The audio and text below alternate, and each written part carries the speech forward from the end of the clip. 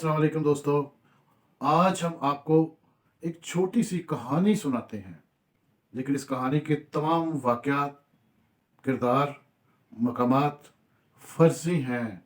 किसी से मुताबिकत इत्तफ़ाक़िया होगी और अगर ऐसा हो जाता है तो बराए करम उसे महसूस ना किया जाए। कहते हैं एक साहब थे शदीद बीमार, हार्ट का मसला है, कमर दर्द है और सबसे बढ़कर प्लेटलेट्स कम हो रहे थे। यहाँ बहुत से डॉक्टर्स को उन्होंने दिखाया, मशवरा किया, जो दिखाया और इलाज कराया तो उसमें फ़र्क नहीं पड़ा। और जब किसी और सियाने डॉक्टर से मशवरा किया तो उन्होंने कहा कि आपका इलाज शायद यहाँ ना हो सके, आप बैरून मुल्क चले जाएं, वहाँ किसी अच्छे हॉस्पिटल में किसी माहिर स्पेशलिस्ट डॉक्टर से इलाज कराएं। चनाचे वो पाकिस्तान से यूरोप चले गए, यूरोप से इंग्लैंड चले गए और वहाँ जाके उन्होंने हार्ट का, प्लेटलेट्स का, गुर्दों का, जिगर का सारे टेस्ट वेस्ट करवाने शुरू किए, इलाज करवाना शुरू कर दिया। 4 साल तक उनका इलाज होता रहा और फिर 4 साल गुजर गए तो उनकी हालत जो थी वैसे की वैसे ही रहती थी। अचानक बेहोश हो जाते थे, अचानक उन्हें कोई और मसला हो जाता था। वहाँ जब किसी देसी सियाने से मुलाकात हुई, वो भी इत्तेफाक से वहाँ गए हुए थे, उन्हें कहा गया कि आपका मसला जो है वो प्लेटलेट्स का मसला नहीं है, वो हार्ट का मसला नहीं है, कमर दर्द का मसला नहीं है। आपका असल मसला ये है जो अचानक आपको कोई दौरा पड़ जाता है और आप उस कैफियत में चले जाते हैं जिस पर काबू पाना मुश्किल होता है, वो है मिर्गी का मसला।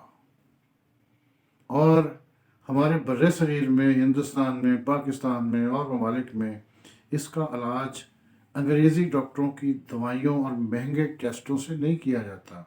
वहाँ तो सिंपल और सीधा इलाज है, जूती संभाई और मरीज़ उठ के बैठ गया।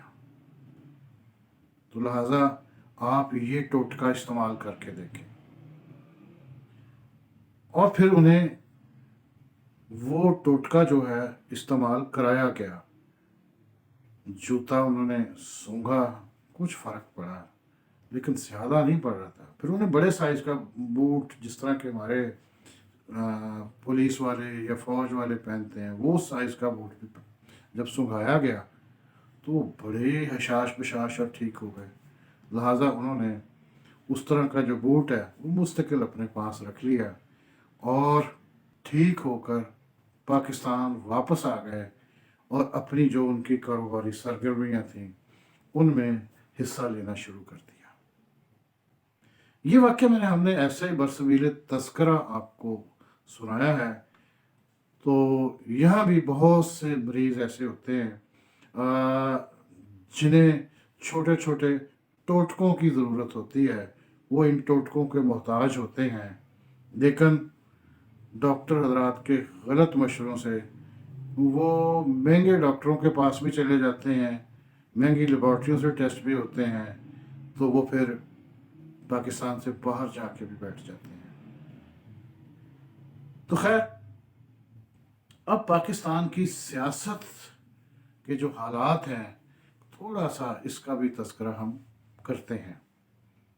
इलेक्शन हो चुके हैं, इलेक्शन कैसे हुए हैं, ये कहानी भी जो है वो इंतहाई दिलचस्प है। बल्कि इस वक्त सोशल मीडिया का जो दौर है, इसमें हर लम्हा ब लम्हा नई खबरें आती हैं, नए प्रोग्राम सामने आते हैं, व्लॉग्स बनते हैं और छोटे छोटे जो हैं, जिसको हम क्या कह सकते हैं, पम्फलेट टाइप, इश्तहार टाइप चीज़ें भी सामने आती रहती हैं। और देखने वाले एक 4 इंच की स्क्रीन, 2 इंच की स्क्रीन, 3 इंच की स्क्रीन, उसी को देख देख के बाखबर रहते हैं। और न सिर्फ बाखबर रहते हैं बल्कि आपस में उस पर गुफ्तगू करते हैं, तज़किरा करते हैं, अपनी राय कायम करते हैं اور پھر اس رائے کا اظہار کرتے ہیں۔ اس مرتبہ بھی الیکشن میں یہی ہوا۔ سوشل میڈیا نے بہت کام کیا، لوگوں کو بہت ایجوکیٹ کیا، کھوٹے اور کھرے کی پہچان کرائی، سچے اور جھوٹے کا فرق بیان کیا۔ نتیجہ یہ ہوا کہ ہمارے بہت سے سیاسی حلقوں، مقتدر حلقوں کو توقع تھی کہ جس انداز میں ڈیجیٹل کرفیو کے ساتھ، میں ڈیجیٹل کرفیو کا شاید لفظ، یہ ٹرمز ہمارے ولاگ میں پہلی دفعہ استعمال ہو رہی ہے، کہ اس دن موبائل فون بند تھے، کوئی شخص کسی سے کوئی رابطہ نہیں کر سکتا تھا، یوٹیوب نہیں دیکھ سکتے تھے، کسی قسم کا سوشل میڈیا والے جو ہیں پراپرلی اپلوڈنگ نہیں کر سکتے تھے، ڈاؤن لوڈنگ نہیں ہو سکتی تھی، اور صرف وہی لوگ خبروں سے باخبر تھے جن کے گھر میں کیبل ٹی وی تھا یا پھر وائی فائی تھا۔ اب کیبل ٹی وی یا ٹیلی ویژن، جو نیشنل ٹیلی ویژن ہے ہمارے، جتنے بھی ہیں 50 ہیں، 100 ہیں، اس سے بھی زیادہ ہیں، وہاں تو پراپر خبریں اس طرح سے نہیں آتی، لیکن اس کے باوجود بھی ان چینل نے الیکشن ٹرانسمیشنز شروع کی تھیں، جس میں صحافی حضرات بیٹھے، کھل کے تبصرے ہوتے رہے، نتائج کی تفصیل بھی آتی رہی، بہت اچھا سلسلہ رہا۔ لیکن جن لوگوں کے پاس وائی فائی نہیں تھا وہ اندھیرے میں ہی ڈوبے رہے، حتیٰ کہ کسی کو کال کر کے بھی نتائج سے باخبر نہیں ہو سکتے تھے۔ لیکن اس ڈیجیٹل کرفیو کے ماحول میں بھی لوگوں نے جو فیصلہ کیا ہوا تھا، اس فیصلے کے مطابق گھروں سے نکلے، اپنی رائے کا اظہار کیا، ووٹ ڈالے، اور پھر ہوا کیا سب جانتے ہیں کہ آدھی رات کو وہ نتائج جو 6 بجے آنا شروع ہوئے تھے، وہ آدھی رات کو آنا بند ہو گئے۔ اس لیے بند ہو گئے کہ بعض لوگوں کے لیے وہ نتائج جو تھے شاید قابل قبول نہیں تھے۔ کسی دور میں کہا جاتا تھا کہ آر ٹی ایس بیٹھ گیا۔ اب کون سی ٹیکنیکل پرابلم آ گیا کہ اس طرح بھی کچھ نہ کچھ بیٹھ گیا۔ بعض لوگ پنجابی کا وہ مکالمہ بولتے ہیں کہ پٹھا ہی بیٹھ گیا۔ جو لوگ اس سے پہلے جیت رہے تھے، جب وہ دوبارہ سلسلہ جڑا، نتائج دوبارہ سے آنا شروع ہوئے، 8 فروری کے الیکشن کا فیصلہ وہ 8 فروری کو ہی آنا تھا، لیکن 9 فروری کو جو نتائج پھر آنا شروع ہوئے اگلے دن، تو پھر نتائج جو ہے وہ بدلنے شروع ہو گئے، اور نتائج بدلنے کے باوجود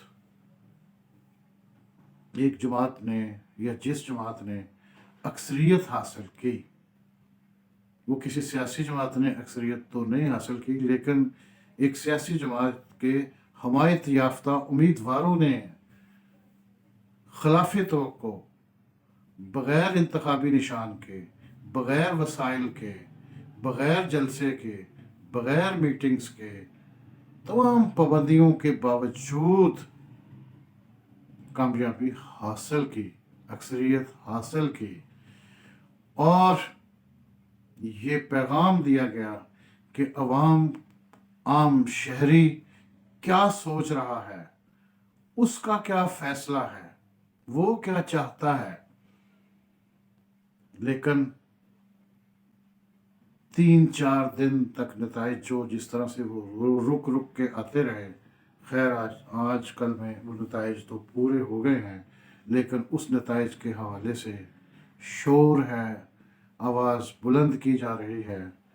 ہم تو پہلے بھی کہتے تھے کہ یہ الیکشن کا ہونا جتنا ضروری ہے، الیکشن کے ہونے سے بھی مسائل پیدا ہوں گے اور نہ ہونے سے بھی مسائل پیدا ہوں گے، لہٰذا نہ ہونے والا ایلیمنٹ تو ختم کر دیا گیا، لیکن ہونے والا ایلیمنٹ جو تھا وہ اس پر عمل کیا گیا، اور پھر اب جو نتائج سامنے آئے ہیں اس کے مطابق आज़ाद उम्मीदवारों ने अक्सरियत हासिल की है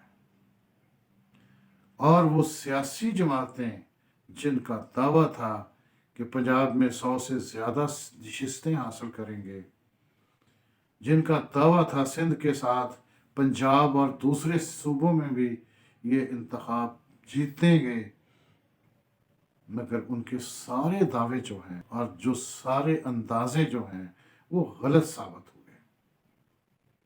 इन गलत अंदाजों को अब जो फैसले सामने लोगों के आए हैं, जिन लोगों ने साबित किया है, अब ये लोग उस फैसले को तस्लीम करने को तैयार नहीं है। अब जमा तफरीक का फिर एक खेल शुरू हो गया है कि कितने, सबसे पहले तो ये है कि कौन कौन सी सियासी जमात का इत्तेहाद किया जाए। पीपल्स पार्टी की इतनी सीटें हैं, नून लीग की इतनी सीटें हैं, MQM साथ मिल जाए, फजल रहमान की जमात साथ मिल जाए, बलूचिस्तान के 2-2 4-4 वोट वो भी साथ मिल जाएं, 30-32 आज़ाद उम्मीदवार तोड़ लिए जाएं और फिर एक स्ट्रॉन्ग 2/3 मेजॉरिटी वाली जो हुकूमत है वो कायम कर दी जाए। लेकिन क्या ये सब इंसाफ पर मबनी है? क्या ये मसाइल का हल है? जब IJI बनी थी उस वक्त से जितने इलेक्शन यहाँ होते आ रहे हैं, 88 से ले लें, 90 में आ जाएं, उससे अगले आ जाएं, उससे आगे आ जाएं, तो उस वक्त भी ये मुतहदा मुख्तलिफ जमातों पर मुश्तमिल मलहूबा किस्म की हुकूमतें बनती चली आ रही हैं। क्या इसके नताइज कोई मुस्बत सामने आए हैं? इवन PTI की हुकूमत भी ऐसी बनी हुई थी। PTI में भी इलेक्टेबल आज़ाद लोग और MQM और बहुत से और जमातें शामिल करके एक गवर्नमेंट खड़ी कर दी गई थी। क्या वो नतीजा खेज साबित हुई थी? फिर उसको गिराया गया, PDM बनाई गई। PDM ने 16 माह में जो गुल खिलाए वो सबके सामने हैं। अब फिर PDM 2 का तजर्बा किया जा रहा है और वजारतों की, इमारतों की सारी बंदर बांट जो है वो बंदर बांट तय की जा रही है और इलेक्टेबल पर जाल फेंके जा रहे हैं। कहा जाता है 30 से 32 जो लोग हैं वो अगर शामिल हो जाएं तो फिर एक मजबूत कोलिशन गवर्नमेंट बन सकती है। 30 में से 10-12 का तो सुना है कि वो काबू में आ चुके हुए हैं, लेकिन 20 लोग जो हैं वो अभी नहीं आ रहे। 20 लोग हालात देख रहे हैं कि किसका पलड़ा भारी होता है। अगर इस PDM 2 का पलड़ा भारी होता है तो वो अपना वजन उस तरफ डाल सकते हैं। अगर PTI का पलड़ा भारी होता है, क्योंकि PTI भी कह रही है कि हम हुकूमत बनाएंगे, ये PDM 2 की कोलिशन कहती है हम गवर्नमेंट बनाएंगे। इनमें मसला ये है कि मियाँ नवाज शरीफ वज़ीर आज़म बने या शहबाज शरीफ वज़ीर आज़म बने। अगर ये वजारत उज़्मा रखते हैं, पंजाब का मसला आ जाता है, और अगर पंजाब रखते हैं तो फिर दूसरे जो पार्टनर हैं उनकी ख्वाहिश है कि बिलावल भुट्टो को वज़ीर आज़म बना दिया जाए। बिलावल भुट्टो वज़ीर आज़म बन जाते हैं तो फिर सदारत का मसला आ जाता है। मियाँ नवाज शरीफ का रोल कहाँ पे होगा, मरियम का रोल क्या होगा, फजल रहमान साहब की पार्टी अगर आती है साथ शामिल होती है तो उसको कितना हिस्सा मिलेगा, कराची से MQM आती है तो उसका क्या हिस्सा मिलेगा। सारे लोग हिस्सा बकदरे जुस्सा या अपने जुस्से से भी ज़्यादा जो है इस वक्त हिस्से बखरे करने में, बांटने में, तकसीम करने में जुड़े हुए हैं और उनकी पसे पुश्त वो मुक्तदर हल्के हैं जो शायद उनकी ख्वाहिश है कि वो जो आज़ाद लोगों का जीत हुई है उनको गवर्नमेंट बनाने का शायद मौका दिया जाए या ना दिया जाए। कहते हैं मुल्क मुआशी इस्तेहकाम का शिकार है, اور یہ بھی کہا جاتا ہے کہ معاشی استحکام کے لیے اندرونی سیاسی استحکام، امن و امان بہت ضروری ہے۔ کیا یہ سارا جوڑ توڑ کہ عوام کی سوچ کچھ ہے، لوگ کچھ سوچ رہے ہیں، ان کی پسند اور ہے، ان کی خواہش اور ہے، کیا یہ عوام کی خواہش اور عوام کی منشا کے خلاف جا کے جوڑ توڑ کر کے جو حکومت پھر دوبارہ بنائی جائے گی، کیا اس سے وہ استحکام آ سکے گا؟ وہ بے چینی ختم ہو سکے گی؟ کیا عوام کا اعتماد جو ہے مزید ختم نہیں ہو جائے گا؟ یہ وہ ساری باتیں ہیں جو سوچنے والی ہیں۔ اگر یہ سارے سیاسی حلقے، وہ جن کے ہاتھ میں اقتدار کی باغ ڈور ہے یا ملک کی باغ ڈور دوبارہ سے بارہ سنبھالنا چاہتے ہیں، ان کو سنجیدگی سے سوچنا پڑے گا۔ اگر ان کو اپنے ملک سے محبت ہے تو اس محبت کے تقاضے کے طور پر، اصولی طور پر، اخلاقی طور پر کیا کرنا چاہیے؟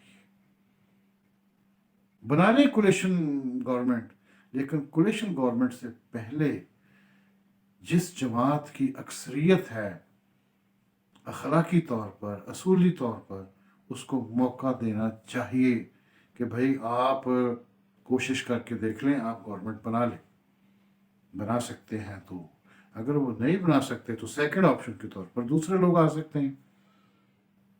لیکن اگر یہ طے کر لیتے ہیں کہ جس طرح سے ان پر پابندیاں لگائی گئی، انتخابی نشان چھینا گیا، اور جس حالات اور مشکل طریقے سے، مشکل دور سے گزر کر وہ انتخاب لڑا اور انتخاب جیتا اور اپنی اکثریت ثابت کی ہے، اکثریت کی رائے پر اقلیت کو جب تھوپ دیا جائے گا تو پھر نتائج کیا ہوں گے، رزلٹ کیا ہوگا؟ یہ ملک اس وقت کرائسس میں ہے۔ پنجاب کو دیکھ لیں، بلوچستان کو دیکھ لیں، سندھ کو دیکھ لیں، خیبر پختونخوا کو دیکھ لیں، ہر طرف ایک عدم اطمینان اور بے چینی کی فضا ہے۔ یہ عدم اطمینان اور بے چینی کی فضا جو ہے، یہ کیسے ختم ہوگی؟ اب سنا ہے وسیم قادر جیسے لوگ جنہوں نے عمران خان کے نام پر ووٹ حاصل کیا، وہ اب نون لیگ کے ساتھ کھڑے ہو گئے ہیں، ان سے ہاتھ ملا لیا ہے، اور نون لیگ کی قیادت نے بھی ان کے ساتھ گروپ فوٹو بنا کے فخریہ انداز میں فوٹو بنا کے سوشل میڈیا پر جاری کر دی ہے، اور کہا یہ جا رہا ہے۔ پھر کیا ہوا؟ 2018 میں بھی تو ایسا ہی ہوا تھا۔ عمران خان کو بھی تو جہانگیر ترین جہاز میں بٹھا بٹھا کے بندے لا کے دیتے رہے ہیں، جن کے گلے میں پی ٹی آئی کا مفلر ڈالتے رہے۔ اگر 2018 میں جو بات غلط تھی، جس کو آپ غلط کہہ رہے ہیں، ہمارے جرنلسٹ بھی ساتھ ملے ہوئے ہیں، وہ بھی اسی طرح ہی کرتے ہیں جی، 2018 میں بھی تو ایسا ہی ہوتا تھا۔ جو بات 2018 کی غلط تھی، آج درست کیسے ہو گئی ہے؟ کیا اس غلطی کو سدھارنے کا جو موقع ملا ہے اس سے فائدہ نہیں اٹھایا جا سکتا؟ کیا اس غلطی کو دوبارہ دہرانے کی ضرورت ہے؟ یہ وہ بہت سے سوالات ہیں، جن کے جوابات جو ہیں ان سیاسی رہنماؤں نے، ہمارے ملک کے جو رہنما ہیں، جنہوں نے گرداب میں پھنسی ہوئی کشتی کو کنارے تک پہنچانا ہے، ان کو یہ سوچنے کی ضرورت ہے، سمجھنے کی ضرورت ہے کہ انہیں اب کیا کرنا چاہیے۔ ایک مثبت، بااصول اور اخلاقی فیصلے کی ضرورت ہے۔ آج تک صرف اتنا ہی، اگلی ویڈیو میں آپ سے پھر بات ہوگی، ملاقات ہوگی۔ بہت شکریہ، سلامت رہیں، اللہ حافظ۔